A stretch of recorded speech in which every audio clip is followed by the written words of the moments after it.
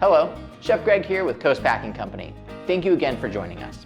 In this video, we will take a look at best practices when cooking with animal fats and deep fat frying. Using a deep fryer is an essential part of most kitchen and restaurant operations. If your establishment sells French fries or deep fried appetizers, there's a good chance it will be the first thing your customer will taste coming out of your kitchen. We all know how important first impressions are, which is why knowing how to properly maintain your deep frying medium is critical. Deep frying mediums are organic compounds that break down over time and with use, which means without proper care, quality, taste, and texture of your fried menu items can suffer.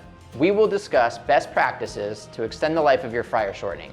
Some topics we will cover are equipment maintenance, proper filtering practices, importance of skimming between use, oxidation prevention, recommended cooking temperatures, avoiding contamination, food prep tips, and maybe the most important, selecting the best frying medium. With just a little extra TLC, these practices will help keep food quality and integrity high and help save you money in the process.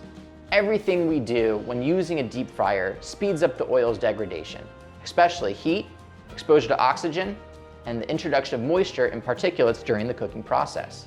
So let's take a moment to look at some of these best practices and maximize the use of this deep fat fryer. First, we want to look at equipment. Making sure your equipment is well maintained is essential to a successful frying process. Your equipment should be serviced at least annually to make sure it is running well and properly calibrated. A deep fryer not holding at proper temperature can greatly reduce the life of your fryer medium. Daily cleaning and weekly deep cleaning are also essential, making sure the fryer is free of debris and particulates. Filtering at least once a day is a critical step in maintaining a clean fryer. The filtration process should be done at the end or between shifts. The more often you can filter, the better. It isn't uncommon to have a pump and filtration system built directly into frying equipment this day and age. Obviously, handling hot grease can be extremely dangerous, so make sure you are following all safety instructions in your equipment safety manuals and wear proper PPE. Between filtering, skimming of the fryer should be done as often as possible to minimize the buildup of particulates and debris. This is especially true when cooking foods that are likely to add more particles during the frying process. For example, breaded foods and messy batters will often leave behind small particles that will burn and deteriorate your frying medium. Using a fine skimmer after frying can have a great positive impact on fry life. On average, proper skimming only takes a mere 15 seconds, making it one of the easiest, most cost-effective ways to prolong the life of your frying shortening. Next, cover the fryer. Air breaks down the fat through oxidation, so to minimize this breakdown, cover the fryers when they're not in use. Temperature. Heat also breaks down fat, so it's best not to fry foods above 375 degrees Fahrenheit. Additionally, if your establishment has more than one fryer and it's possible, during slow periods, maybe reduce the temperature down to 250 degrees. This will help slow down that process. Avoid and minimize contamination. Excess moisture when intermixed with frying mediums forms acidic compounds that affect the taste and smell of your food. Also, you should always avoid seasoning foods before they are deep fried, and especially don't season over the deep fryer. Salt can increase the rate in which fat polymerize, leaving frying shortenings thick, dark, and foamy. The end result will be food that is greasy in texture and undesirably dark and burnt looking, rather than that perfectly crispy golden brown color we're looking for. Measurable performance tools.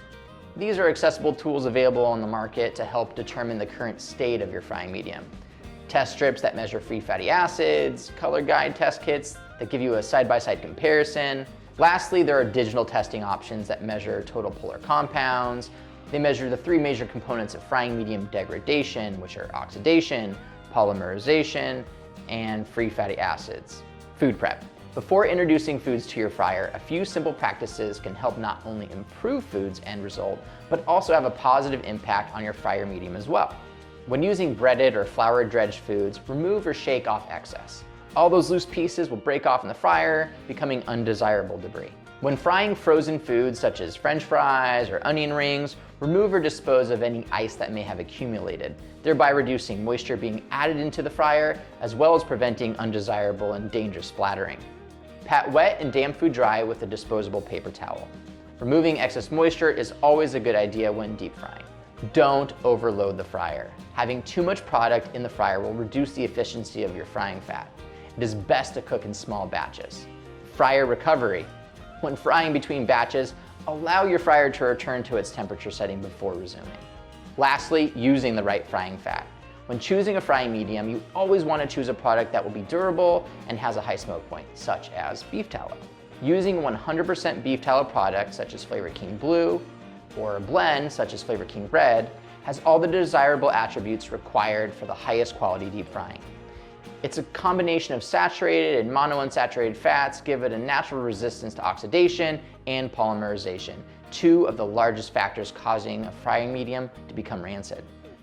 The superior molecular structure gives food a deeper and more complex flavor while reducing absorption into the food being cooked, resulting in a perfectly crispy texture.